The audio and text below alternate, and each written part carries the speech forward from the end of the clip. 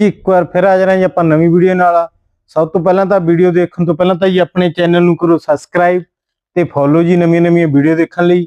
ਅੱਜ ਤੁਹਾਨੂੰ ਦਿਖਾਉਣਾ ਜੀ ਆਪਾਂ ਪਸ਼ਮੀਨਾ ਵਰਕ। ਆਹ ਦੇਖੋ ਜੀ ਕਿੰਨਾ ਸੋਹਣਾ ਵਰਕ ਹੈ, ਪਸ਼ਮੀਨਾ ਵਰਕ ਹੈ ਜੀ। ਆਲ ਓਵਰ 5 ਮੀਟਰ ਸੂਟ ਹੈ ਜੀ, ਵਿਦ ਸ਼ਾਲ ਹੈ ਜੀ। ਆਹ ਦੇਖੋ ਵਰਕ, ਹੁਣ ਤੁਹਾਨੂੰ ਇਹਦਾ ਪਿਛੋਲ ਵੀ ਦਿਖਾਉਣੇ ਜੀ। ਇਹ ਆਹ ਦੇਖੋ ਆਲ ਓਵਰ 5 ਮੀਟਰ ਸੂਟ ਹੋਊਗਾ ਜੀ। ਮਿਲੂ ਕਿੱਥੋਂ? ਬਾਬਾ ਲੇਖ ਰਾਮ ਕਲਾਥ ਹਾਊਸ, ਪਿੰਡ ਨੰਗਲ ਕਲਾਂ ਜੀ। ਆ ਲਓ ਜੀ ਆਹ ਸ਼ਾਲ, ਇਹਦਾ ਬਾਰਡਰ ਸ਼ਾਲ ਆਉਂਦਾ ਜੀ। ਇਹ ਆਹ ਦੇਖੋ ਇੱਕ ਸੂਟ ਦੀ ਕੱਟ ਆਉਂਦੀ ਹੈ ਜੀ। ਆਹ ਦੇਖੋ ਦੋਨੇ ਪਾਸੇ ਸ਼ਾਲ ਦੇ ਬਾਰਡਰ ਹੋਊਗਾ ਜੀ। ਇਹਦੇ ਚ 4 ਕਲਰ ਆਉਂਦੇ ਆ। ਬਲੈਕ ਕਲਰ ਜੀ,